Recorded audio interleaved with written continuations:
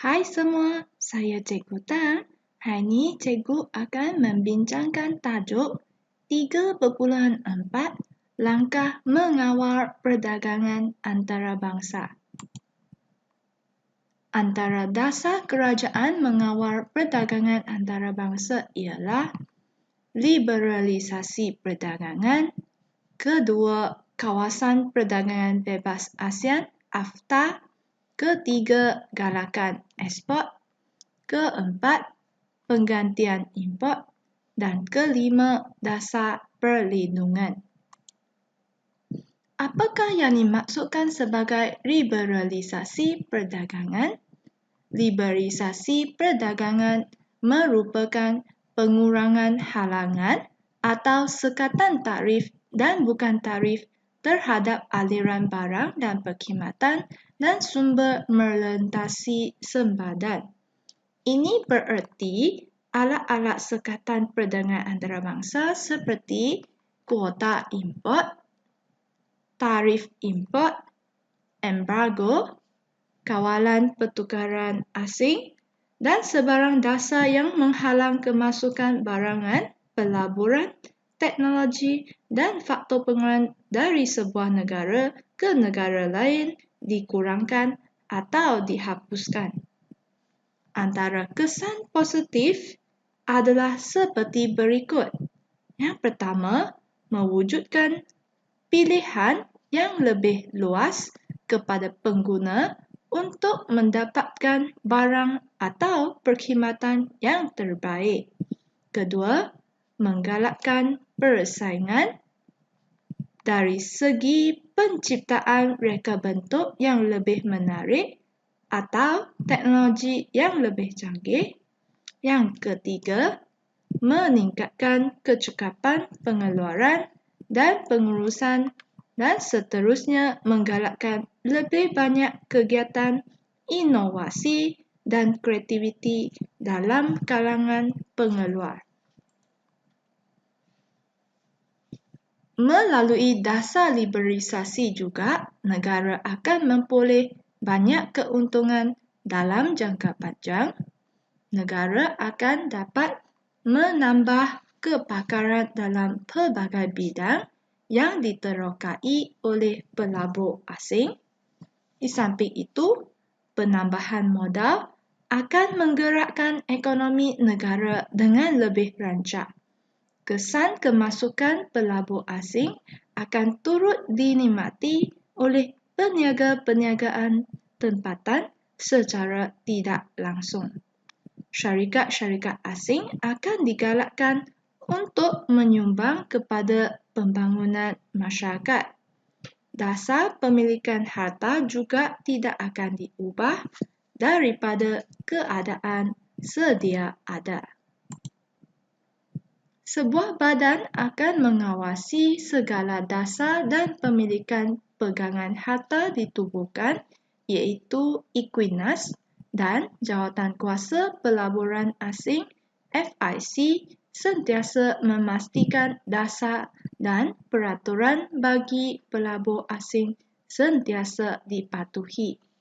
Kerajaan melalui Kementerian Perdagangan Antarabangsa dan Industri (MITI) sedang bekerjasama dengan semua pihak untuk mempromosi dasar liberalisasi ini.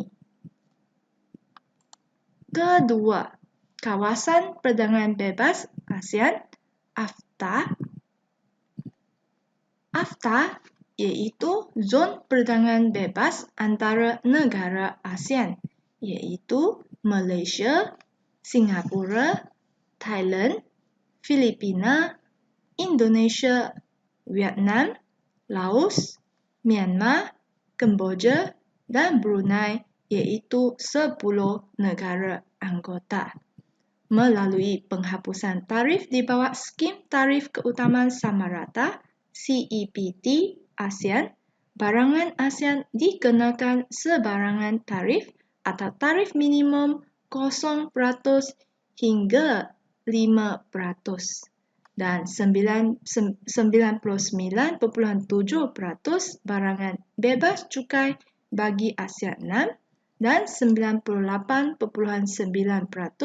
barangan dari CLMV dikenakan tarif 0% hingga 5%. AFTA iaitu cukai sebanyak 2 kali. Semua anggota ASEAN kecuali Cambodia tidak dikenakan cukai 2 kali.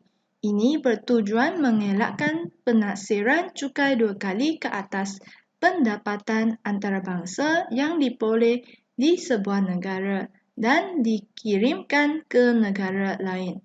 Pada tahun 2015, ASEAN 6 dan CLMV akan menjadi kawasan perdagangan bebas sepenuhnya. Negara ASEAN mampu membeli bahan mentah daripada negara anggota lain pada harga yang lebih rendah dan berkualiti. Ini pula adalah portal rasmi Lembaga Hasil dalam Negeri Malaysia dan ditunjukkan bahawa pada 1 November 2016 di Beijing, China, Malaysia dan Republik Rakyat China telah menandatangani pertukaran nota Exchange of Note kepada Perjanjian Pengelakan Cukai 2 kali PPPDK antara Kerajaan Malaysia dan Kerajaan Republik Rakyat China. Ia menyenaraikan institusi di bawah perenggan 5A, 4 dan 5.3 perkara 11 faedah kepada PPPDK yang merupakan institusi dimiliki sepenuhnya oleh kerajaan masing-masing dan layak menikmati pengecualian cukai menurut perenggan 4 perkara 11 PPDK tersebut. So, itulah tentang Perjanjian Pengelakan Pencukaian 2 kali. Galakan ekspor iaitu dasar menggalakkan ekspor untuk meningkatkan daya persaingan barang ekspor negara di pasaran antarabangsa. Antara langkahnya, yang pertama, pemberian insentif fiskal bertujuan menggalakkan industri tempatan untuk meningkatkan pengeluaran barangan bukan sahaja untuk memenuhi keperluan pasaran tempatan, malah untuk pasaran ekspor.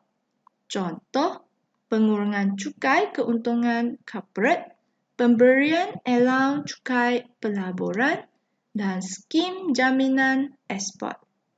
Kedua, insentif kewangan, memberi bantuan modal dan pinjaman seperti Exim Bank yang menawarkan kemudahan kredit jangka pendek kepada pengekspor tempatan.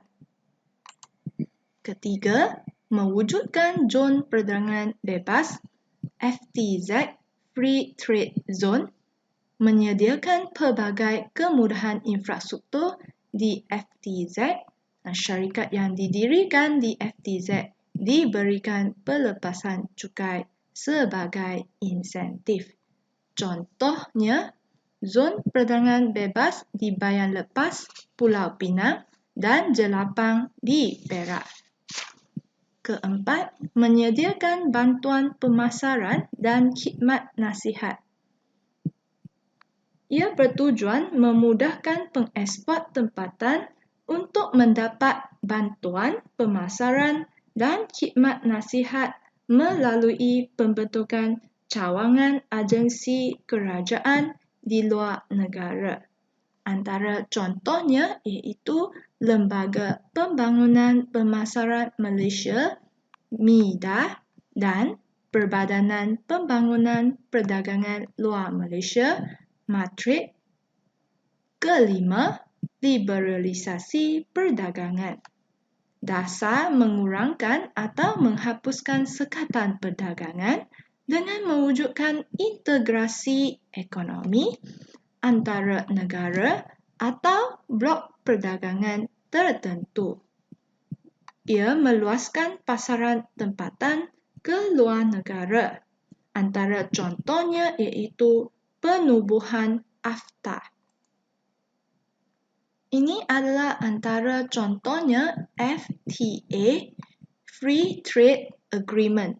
Antaranya seperti Malaysia Gulf Cooperation Council Free Trade Agreement, Malaysia EU Free Trade Agreement, Malaysia European Free Trade Association Free Trade Agreement, Regional Comprehensive Economic Partnership, United States Malaysia Free Trade Agreement, Asian Hong Kong China Free Trade Agreement, dan Comprehensive and Progressive Agreement.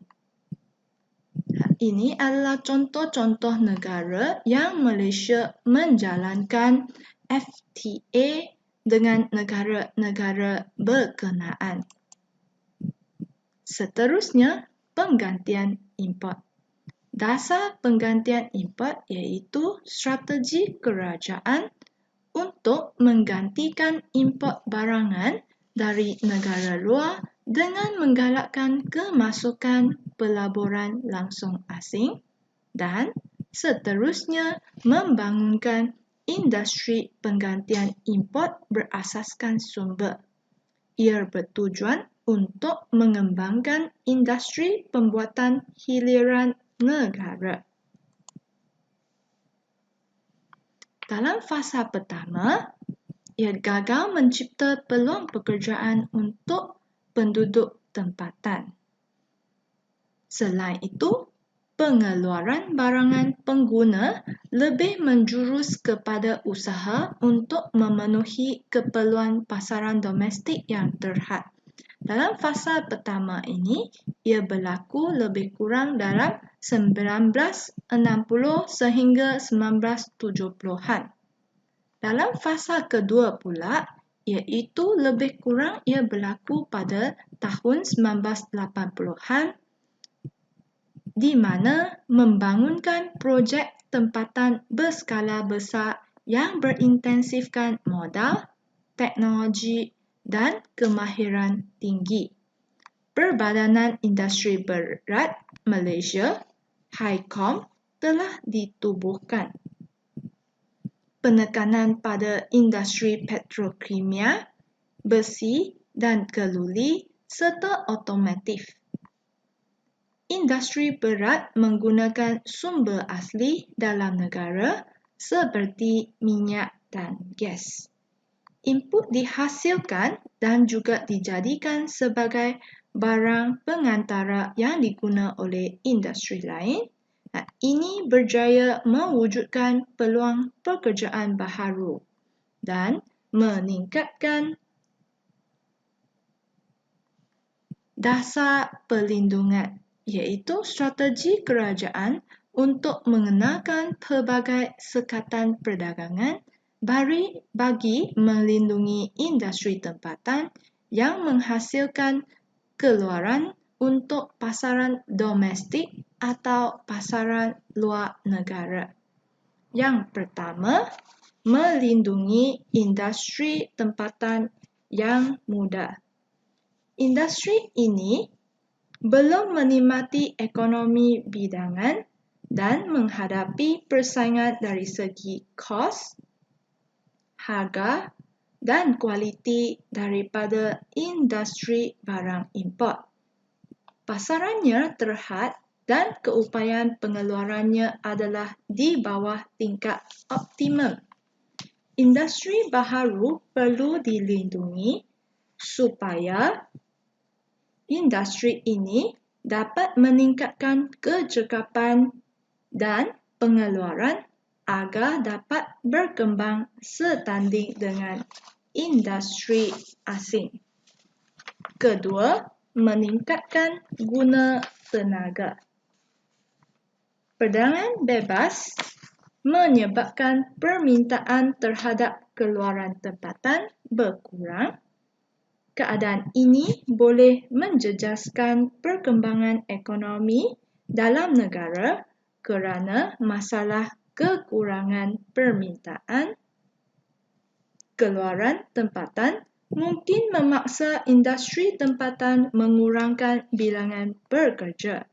Hal ini menyebabkan pengangguran dalam negara meningkat. Oleh itu, kerajaan perlu campur tangan dengan melaksanakan dasar perlindungan untuk menyekat kemasukan barang import. Pelaksanaan dasar ini akan mengurangkan kemasukan barang import dan menyebabkan permintaan terhadap keluaran tempatan meningkat agar dapat mendorong industri tempatan untuk meningkatkan keluarannya. Penggunaan tenaga buruh akan bertambah dan pengangguran dapat dikurangkan. Ketiga, menentang dasar lambakan.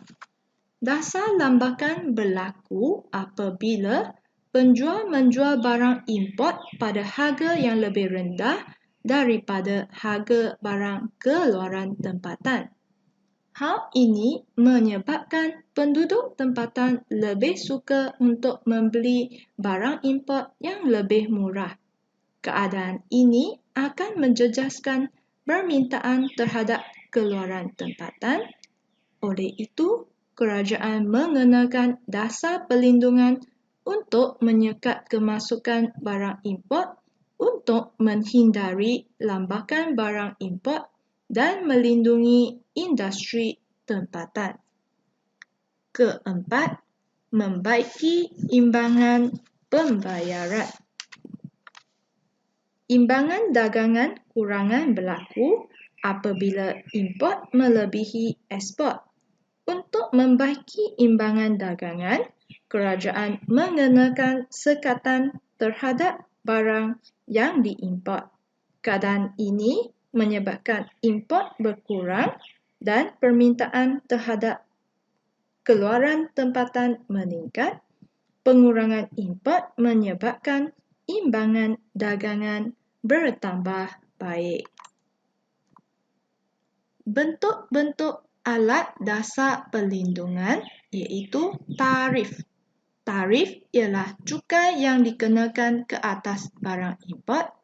Tarif akan meningkatkan harga barang import dan menyebabkan harga lebih mahal daripada harga barang tempatan. Maka, permintaan barang import berkurang, barang tempatan meningkat. Kesannya, keuntungan firma tempatan meningkat sama juga pelaburan dan guna tenaga. Dengan itu, imbangan pembayaran juga diperbaiki. Bentuk yang kedua iaitu kuota. Kuota ialah had kuantiti yang dikenakan ke atas suatu barang yang diimport dalam suatu jangka masa tertentu. Apabila kuota dikenakan, penawaran barang import berkurang sekaligus akan meningkatkan daya saing barang tempatan. Kesannya, permintaan terhadap barang tempatan meningkat. Ketiga, subsidi ekspor. Subsidi ekspor merupakan bantuan kewangan kepada pengeluar tempatan yang menghasilkan keluaran untuk tujuan ekspor. Kos pengeluaran firma berkurang dan harga ekspor barang menjadi relatif lebih murah. Kesannya, penawaran ekspor bertambah. Seterusnya, kawalan pertukaran asing merupakan usaha kerajaan sebuah negara melalui bank pusat untuk mengawal penjualan mata wang asing kepada pengimport tempatan bagi tujuan mengurangkan import negara tersebut. Embargo. Embargo merujuk kepada tindakan kerajaan sesebuah negara menyekat sepenuhnya kemasukan barang import dari negara tertentu. Sebagai contohnya, Malaysia mengenakan embargo terhadap negara Israel.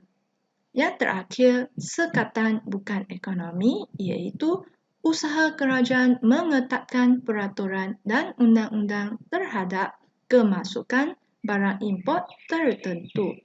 Contohnya, kewajipan produk daging halal.